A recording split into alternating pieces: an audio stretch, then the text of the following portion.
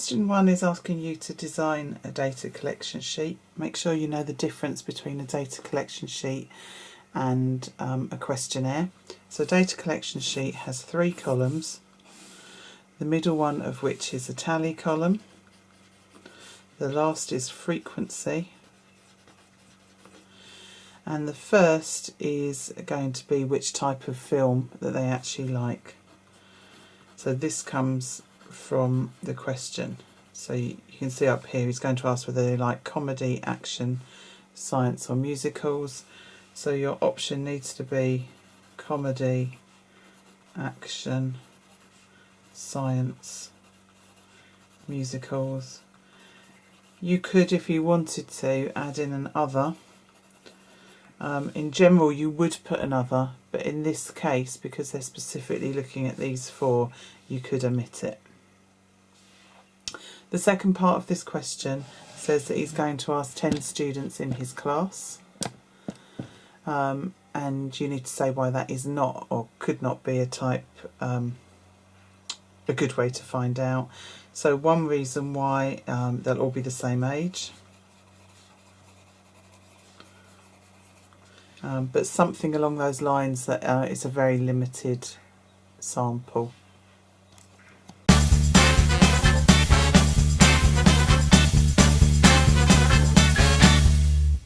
Question 2 is asking us about paving this rectangular patio. You'll notice that the dimensions given on the actual rectangle are in metres and the dimensions of your paving slab are in centimetres. You need to make sure that these are both the same so that you can actually work out how this is going to work. So if I change these metres to centimetres, it's going to be 360 centimetres. And 3 metres in centimetres is 300. And then all I need to do is work out how many slabs will fit along each side. So how many 60s go into 360?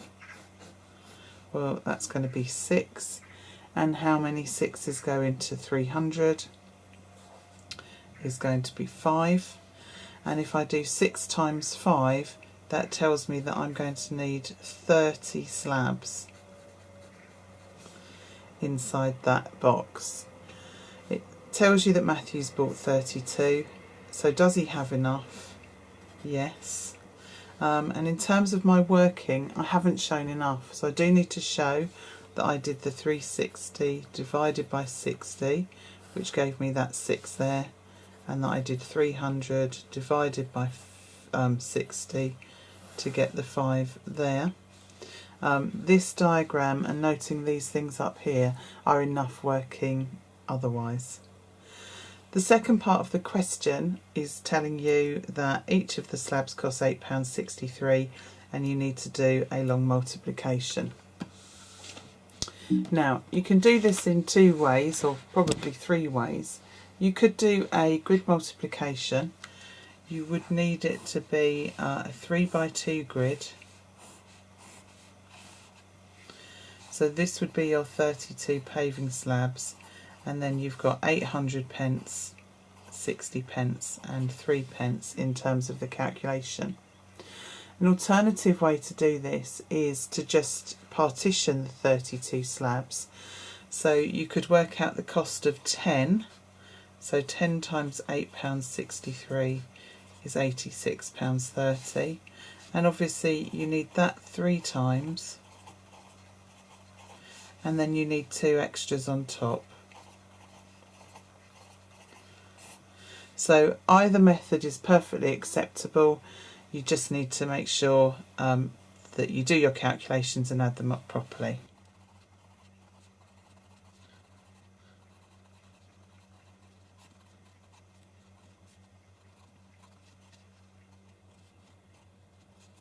Either method should get you to the answer of £276.16.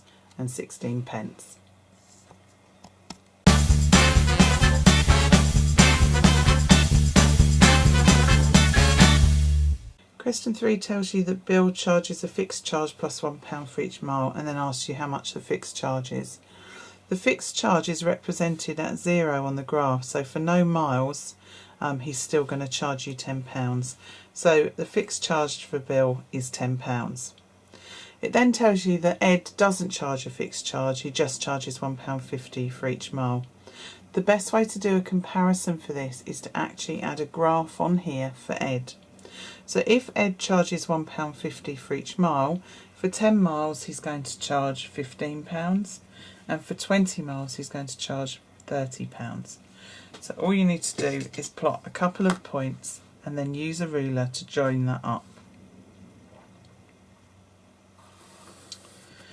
You then have two graphs to do a comparison with, and if you look at this, the first half of the graph, so before we get to 20 miles, you can see that Ed is actually cheaper. So his line is below. So if you have a delivery that's less than 20 miles, you should be using Ed. Once you hit that 20, so you can say, make a comment that they both cost the same amount for 20 miles. But once we go beyond it, Ed's line goes higher, so Ed costs more after 30 miles. So in terms of the cost, Ed is cheaper at 20 miles or less. Bill is cheaper at 20 miles or more, and they both cost exactly the same at 20 miles.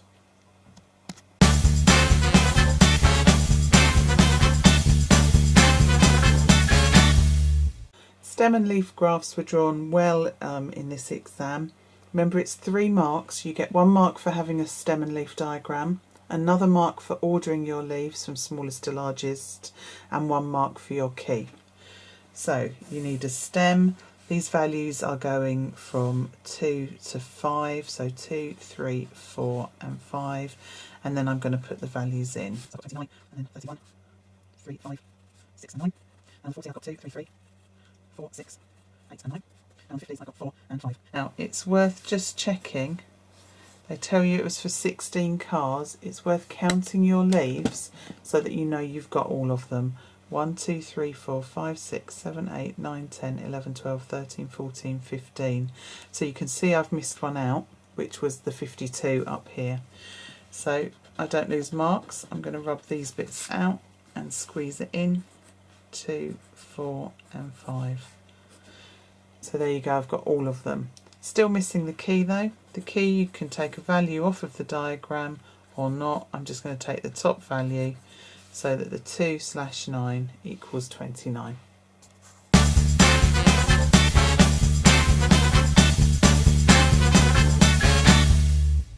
Okay, this formula here is the formula to give a child dose of a medicine. Now this formula means that the child dose is going to be M times A and then divided by 150. The definitions for M and A are over here. So M is the age of the child in months and A is the adult dose. Down here in the question you are given the values of M and A. So we're told the child is 30 months old. So I'm going to put a 30 in place of M, and then the adult dose is 40. So I'm going to put that in there, and this is going to be divided by 150. Now in terms of calculating this, I calculate the top part first, which is going to give me 1200, and I'm dividing that by 150. Now you can either work out how many 150s go into that. You could make it easier and divide by the 10 and just be looking at 15s into 120. 150 is 10, so it's 2 less than that, so there are 8. So the amount of medicine the child should get is 8 millimetres.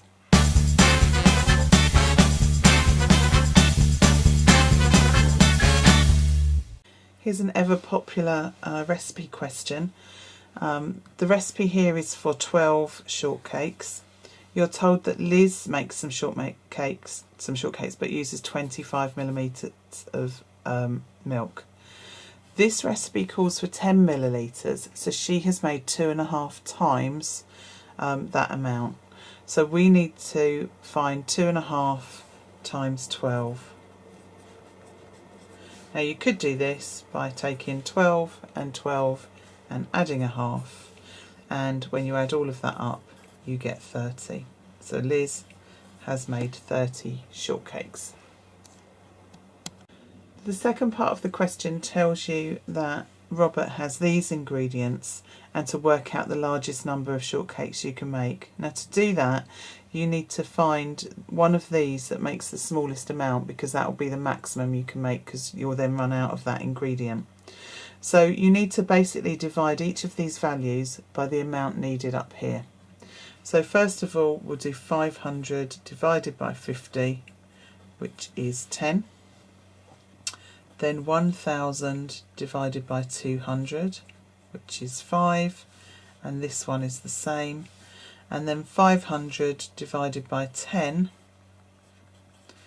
which is 50. Now obviously, if you had enough ingredients of everything else, you could make 50 batches of shortcake. In this case, the most you can make is 5 batches. Now the greatest number of actual shortcakes, as each batch makes 12, is going to be 5 times 12, which is 60.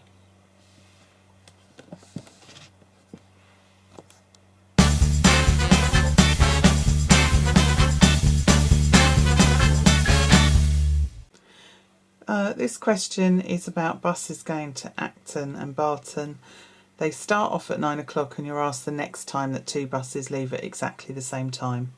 The easiest way to do this is to just run 2 lists and add on the times. So I've got a list for Acton and a list for Barton. So for Acton, the first bus goes at 9 and they're every 24 minutes. So the next bus will go at 9:24. And the next one will go at 9:48, and of course we're crossing the hour, which gets us to 10:12, and then we'll have 10:24, 10:36, and then 11 o'clock, and 11:24. So nice list there, different times. For Barton, a bit easier, they're going to go every 20 minutes, so it'll be 9:20, 9:40, 10, 10:20, 10:40, 11, and at that point you can see I've got 2 that match. So the time that both buses will leave the station after 9 o'clock will be at 11 a.m.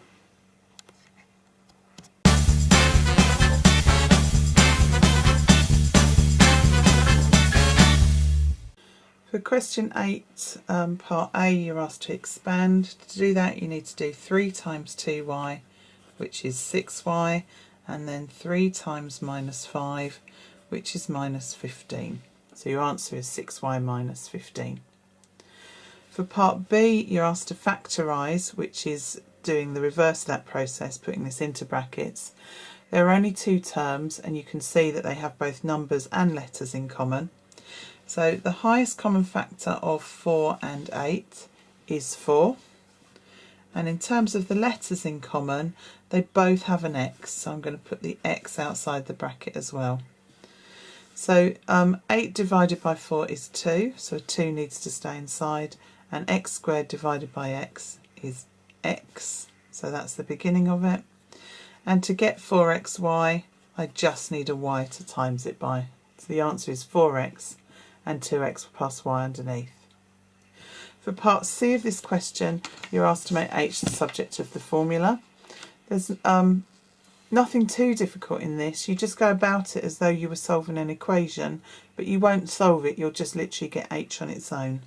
So the first thing we need to undo is this division by 10, and we do that by multiplying both sides by 10. That gives me 10t equals gh. We want h to be on its own, and it's currently being multiplied by g. So I'm going to divide both sides by g, which is going to give me 10t over g equals h. And that's your answer. And when you come to write it over here, it's merely written the other way round.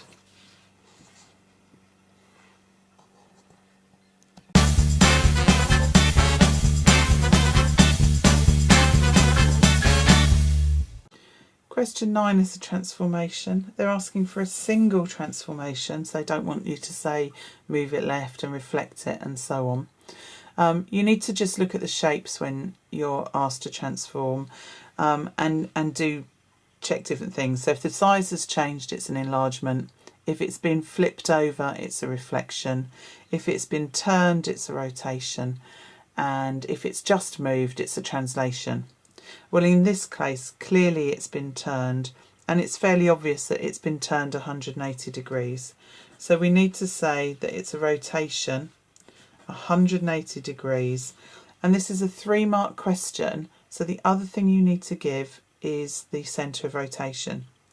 You can do that using tracing paper and just finding it, but if you do get a 180 degree rotation, if you join up corresponding points on the shapes, you will find that they cross at the centre of rotation. So there.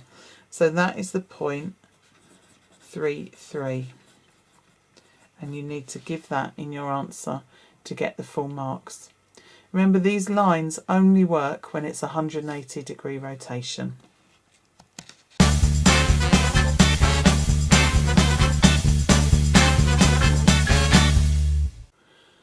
Okay, question 10, you're asked to compare the cost of train tickets based on the credit card and booking fee.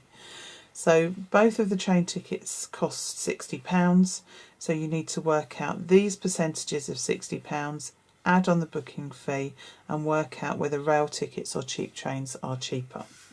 So I'll start with rail tickets. So the first thing I'm going to do is start finding these percentages.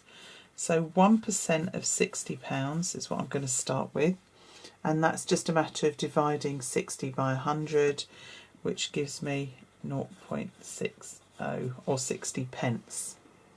Now obviously I need 2.25%. 0.25% is a quarter of a percent. So 0.25% is going to be a quarter of that, which is 15 pence. And to work out the 2.25%, I need to add 2 lots of 60 and the 15.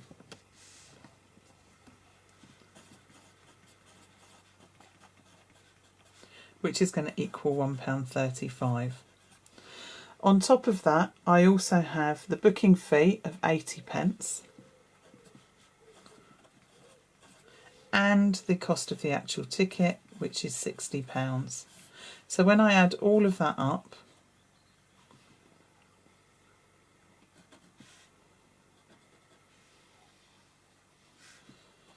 I'm going to get £62.15. Then I need to do the same calculations but for cheap trains, and I need to refer to their charges. So for cheap trains,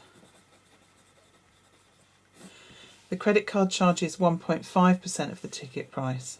So 1% of £60 is just going to be exactly the same. It will be 60 pence. But 0.5% is going to be half of that, which is 30 pence.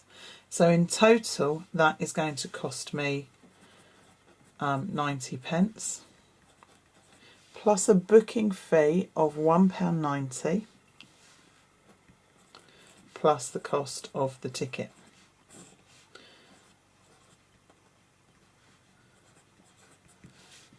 Oh, I've missed the 6 off. So you can see that cheap trains cost £62.80. So the question says, will it be cheaper for Nadia to buy the train ticket from rail tickets or from cheap trains? And obviously it will be cheaper from rail tickets. You can expand on this reasoning. You can say the amount of money that it's going to change, but as long as your calculations are there and you make a statement which one is cheaper, you will get full marks.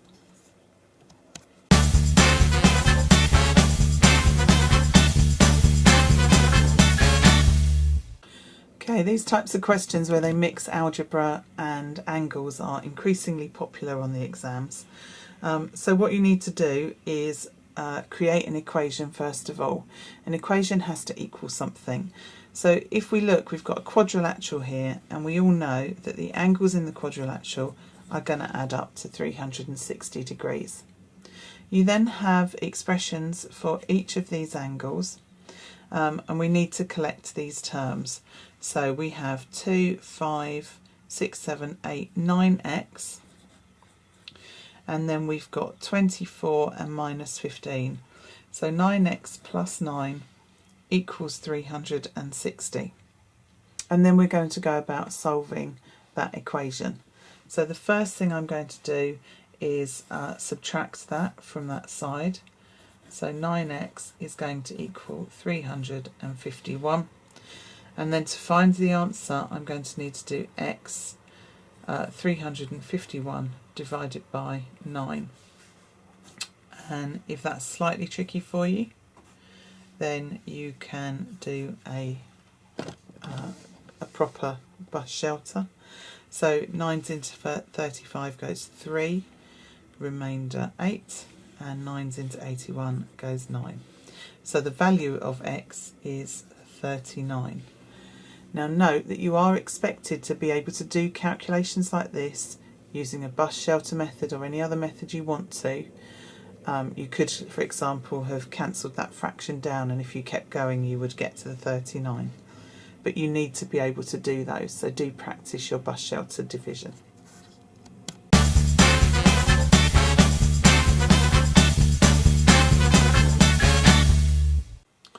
Okay, we have here a cuboid, and you're told that there's some orange juice inside it. The orange juice currently comes up 8 centimetres into that cuboid. So the first thing we need to do is find the volume of the orange juice. We do that by doing 6 times 10, which is the base of the cuboid, and then times it by its height, which is 8. So 6 eighths are 48, times 10 is 480 centimetres cubed. So we now know the volume of juice that's in there. Now this box is going to rotate forward onto this side. Now when it does that, you will find that we now have this long side is going to be on the floor, so that's going to be 20 centimetres. This side is still 6, and the height is now 10. Now that changes the base. So the first thing we're going to do is find the area of the base, and then if we divide this volume by the area of that base, it will tell us how tall the orange juice, or how high the orange juice is filling it up. So the first thing I'm going to do is 6 times 20, which is going to give me the area of the new bottom, which is 120 centimetres squared. And then to find out the height of the juice, I'm just going to divide 480 by 120, which tells me that that height is 4 centimetres. Now if you want to check that, or why that works, you can just draw the juice into here. So if you just want to prove to yourself that this works, if I do 4 times 6, it's 24, and times 20, it gives me 480. So the volume hasn't changed, it's just its position within the carton.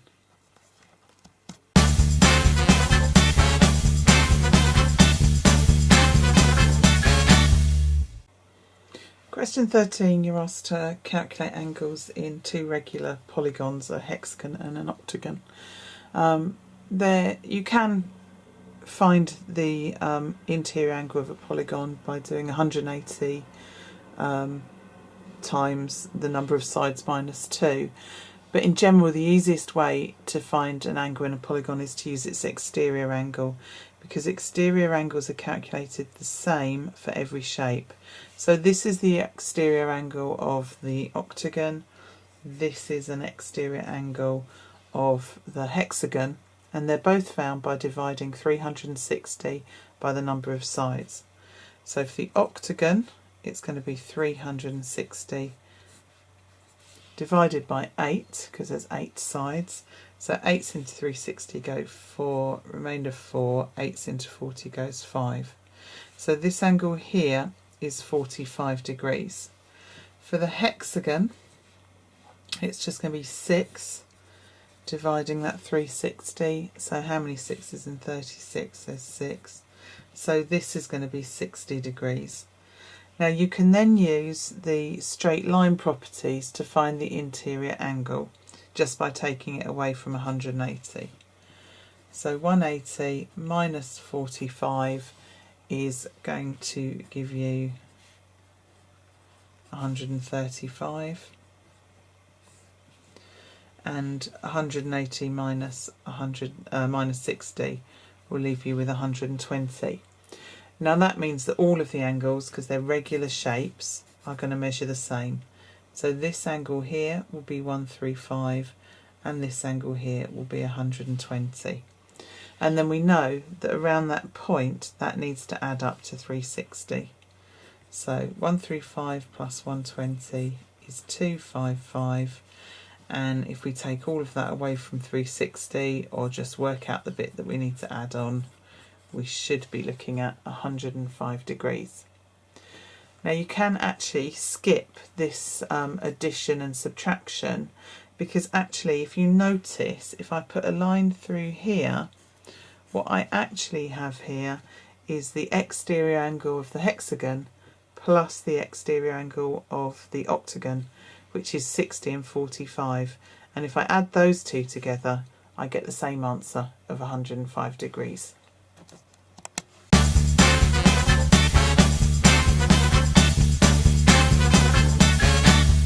Question 14 is about bearings and scale drawings. I'm told that the scale of the diagram, 1 centimetre is 5 kilometres, and can I calculate the real distance?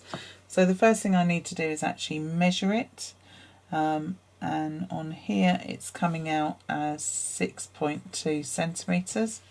So I need to times 6.2 by 5. So 6.2 times 6.5. 6.2 times 5. Remember, you can times it by 10 and halve it. So 6.2 times 10 is 62. Half of that is 31. So it represents 31 kilometres. The bearing of H from L, remember from L tells you where you are going to place the protractor. So the protractor is going to go on at L, and you are always measuring in a clockwise direction from north. So if we go back to the diagram, this is L, here goes the protractor. So it's laying on the north line, and I'm going to measure the angle to this line. So if I look at that, it's an acute angle, it's 110 degrees. So the bearing is 110 degrees. Remember that if that bearing was only 2 digits, I should put a 0 in front of it. And the last part of the question asks me to mark a position of a boat with a cross X and labelling it B, and that boat is 20 kilometres from H on a bearing of 040. So I am going to start at H. I'm going to place the protractor down on the north line, and I'm going to measure 40 degrees from the top. So there's my 40 degrees. Now I'm told that it's 20 kilometres away, and I know that 1 centimetre represents 5. So I need to draw a line, or at least mark a point, that is 4 centimetres on that bearing along here. So I've gone to 4 centimetres, here's my cross, and I mark it B.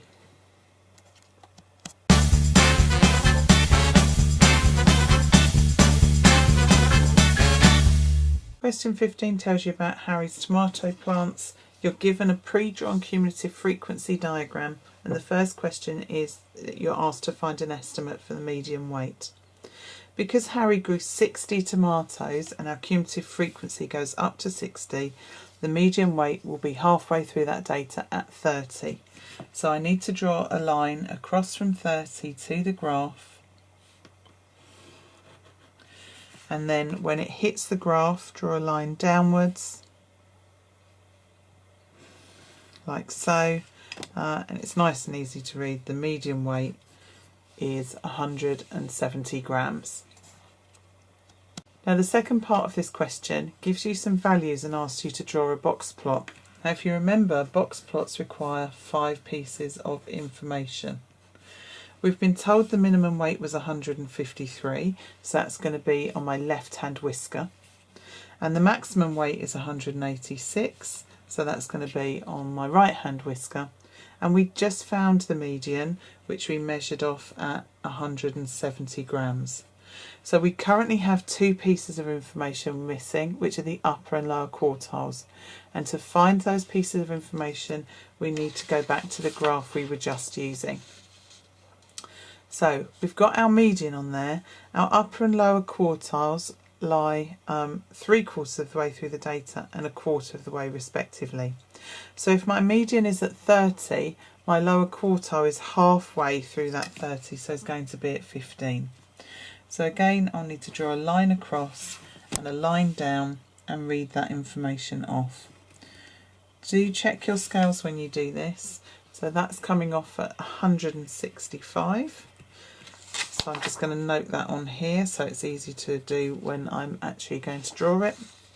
And then your upper quartile is going to be 15 up, so it's going to be through the 45, so we're 3/4 of the way through 60. And again, draw to the curve and then draw a line down to the bottom, and that is at 175. Now your answers may be very slightly out in terms of where you've done it. Please make sure you use rulers, because 1 or 2 grams either way might mean you don't get the marks. So I'm now going to draw that as a box plot. So the lowest value is at 153. Check in the scale, each one is worth 1. So that's at 153. Upper value is 186. Lower quartile is 165. Upper is 175. Median is at 170. And then I am going to just draw the lines on with a nice ruler. So there's the box plot constructed. And the final part of the question asks you to compare the distributions in the box plots. Remember when I taught this, I said to you, you need to compare one range and one exact value. So you can say that in group A, the median was higher than in group B.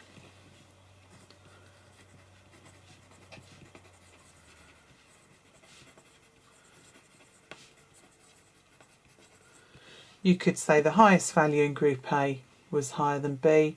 You could say the lowest value in group A was higher than B. You then need to compare a range, and so that's either the full range, and you might need to double check if it's not clear which one is widest, or it could be the interquartile range. So I'm just going to say that group A has a wider or larger interquartile range. If you compare two values or two ranges, you will only get one of the marks.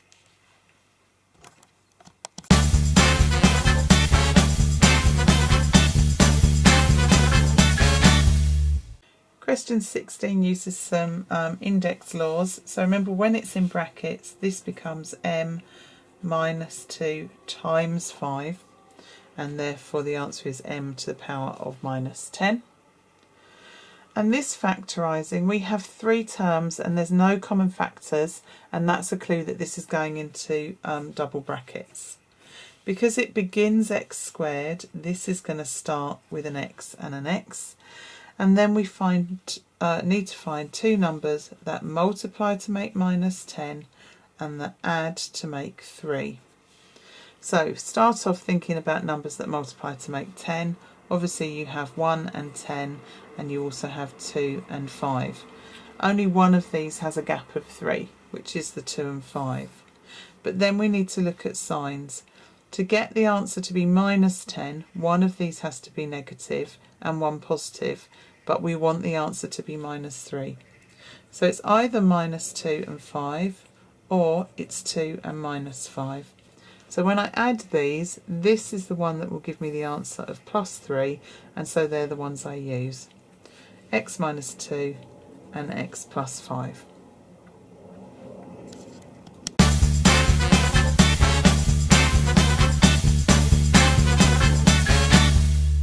Question 17 gives you a little bit more on index laws and some work with standard form. So the first thing is write down to the value of 10 to the power of 0. Remember, anything to the power of 0 is 1, and that's your answer. To write 6.7 times 10 to the power of minus 5 as an ordinary number, remember the negative power on that 10 tells us this number is smaller than 1. So I'm going to start with 6.7 and I'm going to move this decimal point 5 places to the left, which will give me a number less than 1. So 1, 2, 3, 4, 5. This is where my new decimal point is going to go, and I need to put in some zeros to keep the place value. And obviously this decimal point will disappear. So the answer is 0.00067. And the last part of the question is a multiplication using standard form. Initially, do the multiplication, take the numbers out, so do 3 times 9, and then also do 10 to the power of 7 times 10 to the power of 6. 3 times 9 is 27.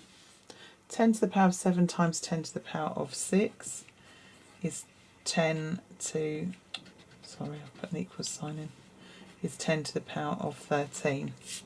Now they've asked for you to give your answer in standard form.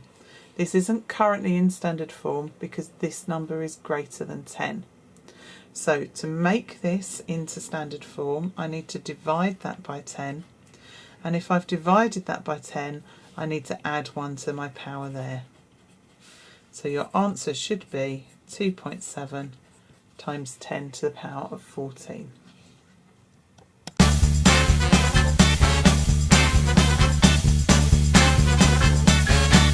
Question 18 asks you about the area of a triangle that is an enlargement of this triangle here. So the first thing you need to do is the enlargement and then to calculate the area of the triangle that you get. Now the scale factor is 1/2, so this triangle is actually going to shrink and our centre is at 0, 0. So the first thing I'm going to do is work out that currently to get to A I'd go across diagonally 2 squares. If I halve that, I'm only going to go across 1. So this is going to be my new A value. To get to B, I would go along 6 and up 2. I'm going to halve that, so half of 6 is 3, half of 2 is 1. So point B is going to end up here. And for C, I would currently go along 5 and up 5. So I'm going to halve that, which is going to be along 2.5 and up 2.5. And so that's going to go there. And then I just need to draw the triangle in.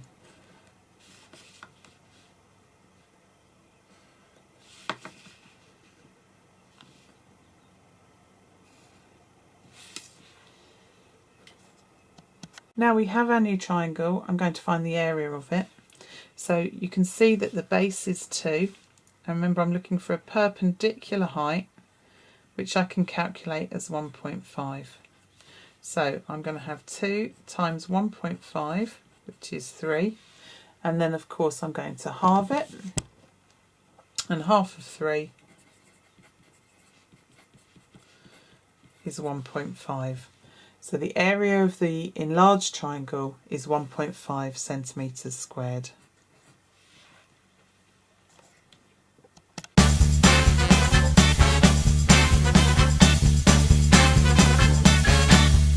First part of question 19 asks us to complete the probability tree diagram. Remember that each one of these little V shapes has to add up to 1. So if that's 0.4, the bottom branch should be 0.6. And if this is 0.3, the bottom branch is 0.7. And these get repeated down here. So the probability of Wendy winning is still 0.3 and of her not winning is 0.7. So that's nice and easy to complete, a great way to earn 2 marks. Now the second part of the question asks you to work out the probability that she wins at Hoopla and also wins on the coconut shy. So you look for the path where that happens. So this is the path where she wins and then wins.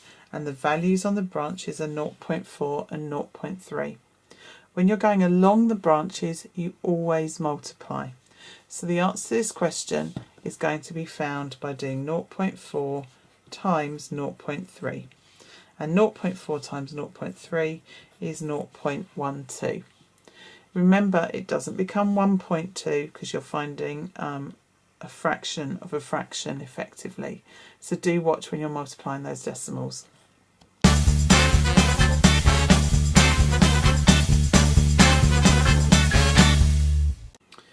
Okay, here's a simultaneous equation. The first thing I need to do is make sure I either have the same number of x's or the same number of y's.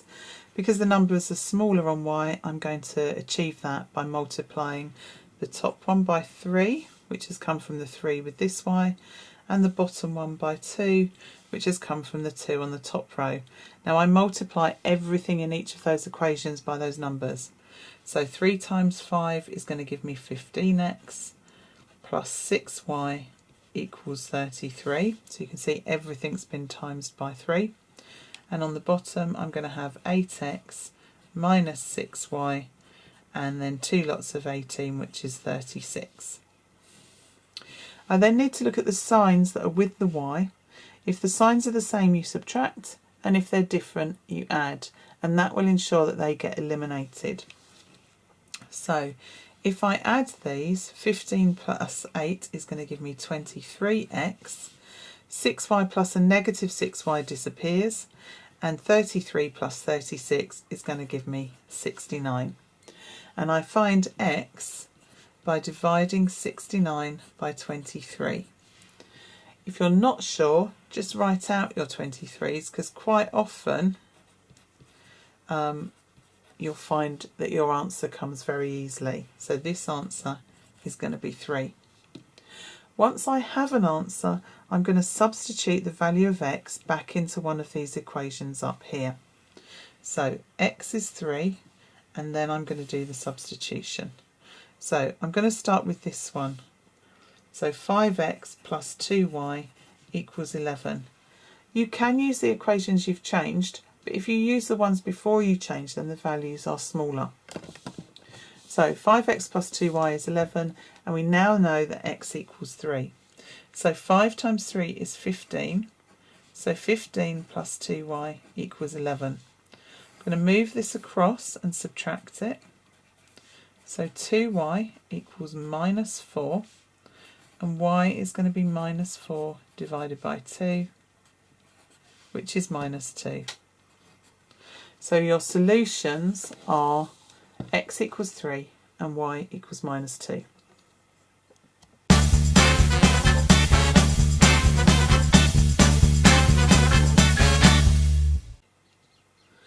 Okay, question 21 is a circle theorem question. You're being asked to find angle BCD, which is this angle here. So it's important you know what you're finding to begin with. So when you first look at these diagrams, put on what you know.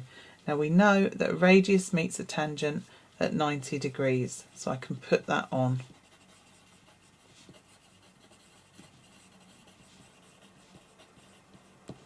And I'm putting that down as one of my reasons. I then have a kite or a quadrilateral here, and I know that angles in a quadrilateral add to 360. Now in actual fact, because I know that these two are 180, and that's half of the 360, these two must also be 180, and therefore I know that DOB, the angle in there, is going to be 130 degrees. So it's good enough that your reason is the angles in a quadrilateral.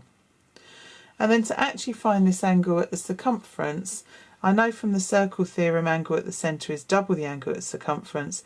This angle here must be half of 130. So the answer is 65 degrees, and the reason for that is angle at the centre is double the angle at the circumference.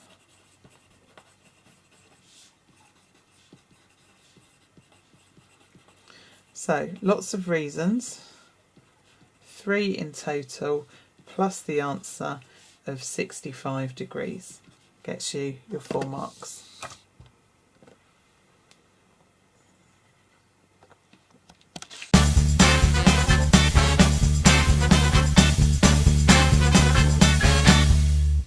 Question 22 asks us to draw a histogram.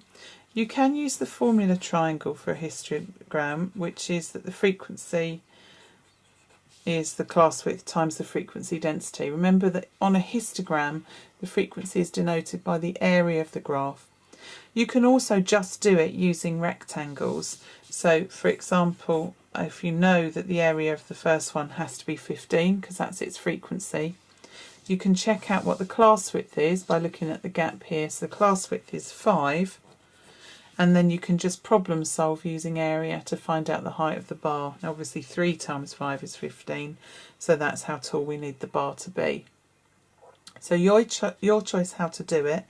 One of the things that I think is quite helpful is to just put the class width in. So here 65 minus 60 is 5, 70 minus 65 is 5, 80 minus 70 is 10, and 100 minus 80 is 20. So it then becomes your choice on which method of calculation you need to do. So if you are using this method to find the frequency density, which is the height that gets drawn on here, so I'm going to put frequency density there to remind you, is found by dividing the frequency by the class width. So the first one was 15 divided by 5, which is going to be 3. This one is 25 divided by 5, which is going to be 5. 36 divided by 10, which is going to be 3.6.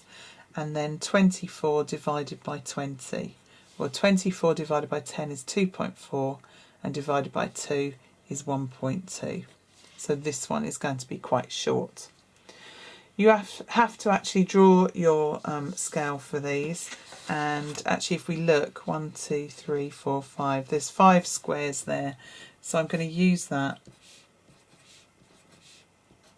5 of the bigger squares, so that it's a bit easier to plot them. So the first one, the class width was 5, and we're going to go up 3. So from 60 to 65, it's going to be like that. You can use a ruler for accuracy. The next one is going from 65 to 70 and is going to go up to 5. The next one goes from 70 to 80 and is going to go to 3.6.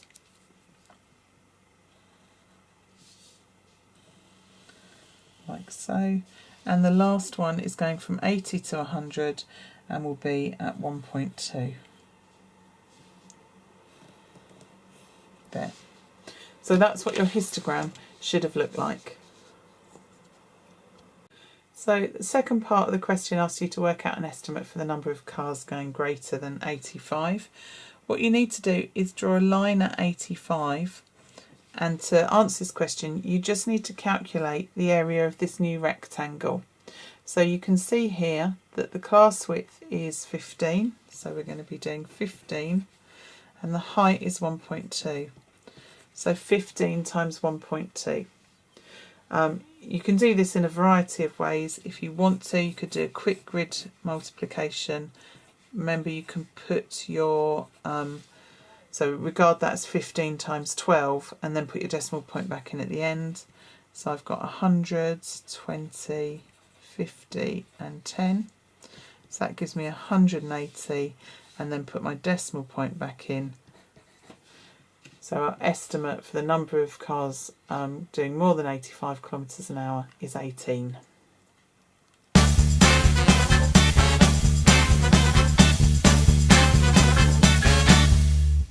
Question 23a is asking you to simplify this fraction. And to do that, you need to be able to factorise both of those expressions. It may be that that's something you need to revise. I'm going to do it very quickly, but this isn't a lesson on factorising. So both of these have 3 terms and none of them have common factors throughout, so both of them are going to go into double brackets. The first one is easier than the second. So the first one, because it begins with x squared, is just going to go into a single bracket, and it's like the one we did earlier in the paper. So I'm looking for 2 numbers that times to give me -4 and that add to give me 3. Now 4 doesn't have many factors, only 2 and 2 or 1 and 4. 1 and 4 has a gap of 3, and to get a positive 3 I would need it to be +4 and -1. So the top one is going to be x plus 4, x minus 1. The second one is more complicated, has a slightly different method. So we start off by multiplying the 2 numbers at the outside. So 2 times 3 is 6. And then this time I want two numbers that times to make 6 and that add to make -5. Now, in this case, for them to add to make a negative number and to multiply to make a positive, both of them need to be negative. So I could have -6 and -1, but that would add to give me -7. So I'm actually going to use -2 and -3. Now what I do is I rewrite this and I simplify the -5x. So I'm going to have 2x squared minus 2x minus 3x. You can see that they add to make the 5x plus 3. Then I draw squiggles in and I factorise into single brackets each side of the squiggles. Now here I can take out the 2 and I can also take out the x, leaving me with x minus 1 in the bracket. This bracket will also be x minus 1. So I need to look here and think about what I need to times by to get a -3x and a +3. And that's going to be -3. So this then creates two brackets, one of which will be 2x minus 3, which has come from those parts that weren't in brackets. And the other one will be x minus 1, and I only need that once. So back to the original question. I've now factorised these. The top has become x plus 4, x minus 1, and the bottom became 2x minus 3, x minus 1. To simplify this, I just get rid of the common brackets. So I'm going to get rid of those x minus 1s, leaving me with x plus 4 over 2x minus 3. The second part of this question is just about adding a fraction. It's got algebra terms in it rather than just numbers. So the grid method for adding fractions will also work with these. So you just need to draw your grid. Put the first fraction down the side. So I'm going to put 4 and then x plus 2 in a bracket underneath. And then at the top a 3 and an x minus 2 in a bracket. And then I'm going to put a kiss in the box because I love fractions. And the next thing I need to do is multiply to fill each of the boxes on the grid. So the top one is going to be 4 times x minus 2, and that will mean that I should expand the bracket to be 4x minus 8. This one down here is going to be 3 times x plus 2, and if I expand the bracket, 3x plus 6. And this box over here is going to give me a double bracket, which is going to be x plus 2, x minus 2. Now you can save yourself some work here because this is going to be the denominator. So that bottom right hand corner will always be the denominator, and you don't need to expand those brackets. So over here I'm going to put my fraction bar and write in x plus 2, x minus 2. And then back to here I need to add these two boxes together. So I'm going to be adding 4x minus 8 plus 3x plus 6. So 4x plus 3x gives me 7x, and minus 8 plus 6 is minus 2, and that's what's going to go on top of the fraction, 7x minus 2 over x plus 2, x minus 2 in brackets.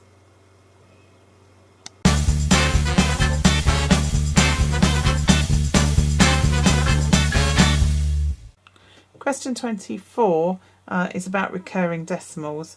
Now you need to start off by working out what you're going to need to times that by to get everything over to the left hand side that you can currently see. So there's 3 digits there. So I'm going to start off by timesing it by 1000x. So 1000x is going to be 281.81 recurring. I'm then going to subtract from it this multiplied so the 81 is left on the right hand side, but not so it's as big. So I'm basically going to times that by 10. So 10x is going to be 2.81 recurring. And because I've done it like that, when I subtract I can get rid of the recurring element. So I'm going to subtract both sides. 1000 minus 10 gives me 990, and 281 minus 2 gives me 279. These bits will deal with themselves. And our answer is going to be 279 divided by 990. Now you've been asked to give this as a fraction in its simplest form, so you're going to have to simplify this down. Now you can use the normal check, so there's nothing there that divides by 2 or 5 or 10. So the next most obvious one to check is the 3's. If you add your digits, so 2 plus 7 plus 9 equals 18, and I know 18's in the 3 times table, so that number's in the 3 times table. And 9 plus 9 is also 18, and so that number's in the 3 times table. So I'm going to start off doing quick divisions to begin simplifying this question. So 3's into 27 goes 9, 3's into 9 goes 3, and 3's into 9 goes 3, 3's into 9 goes 3, 3's into 0 goes 0. Now I need to check whether or not I'm done. If I add these digits, again that adds to 12 and that adds to 6, so they're still in the 3 times table. So again, quickly, and you can probably do these ones in your head without the little bus shelter things, but 3's into 93 goes 31, and 3's into 330 goes 110. And then if I check these don't have any common factors. So my final answer is 31 over 110.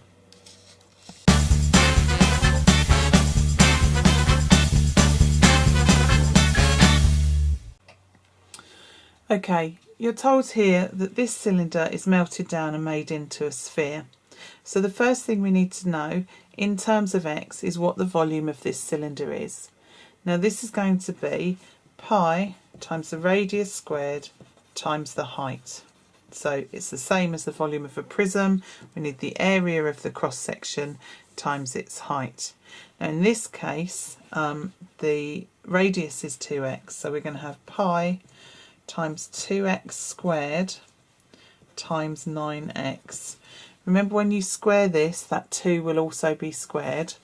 So we'll have here pi times 4x squared times 9x, which simplifies to pi, 4 times 9 is 36, and x squared times x is x cubed. So 36 pi x cubed is the volume of that cylinder.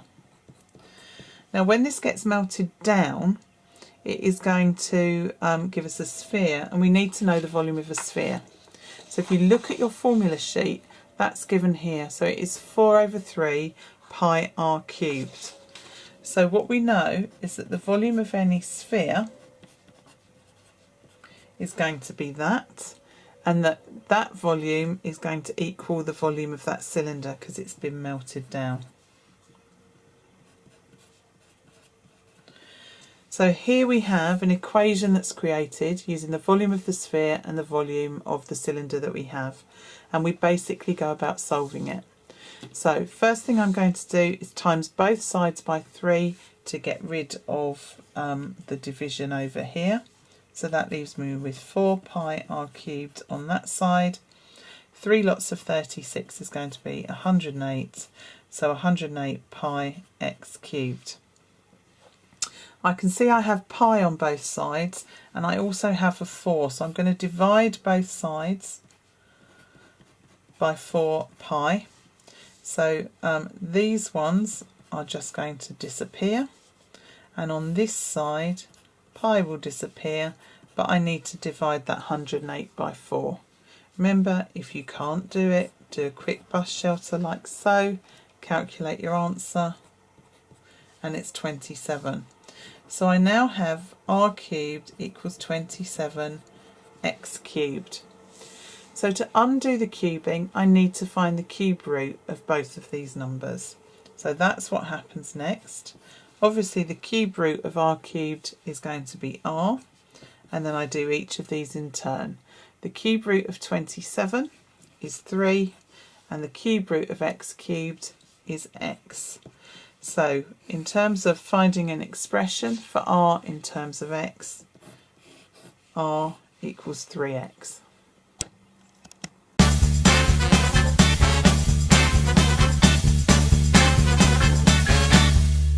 Final question is on graph transformations, which we've not studied in year 10 yet, so this will come next year. This instruction tells you that the x coordinate is going to be affected, and it always does the opposite of what you think. So rather than moving 3 to the left, it's going to move 3 to the right. So just take some key points and move them 3 to the right. So I'm going to take the base of the curve, I'm going to take this left hand one here and this right hand one here. Move them all 3 and then join them. Oh, didn't go far down enough.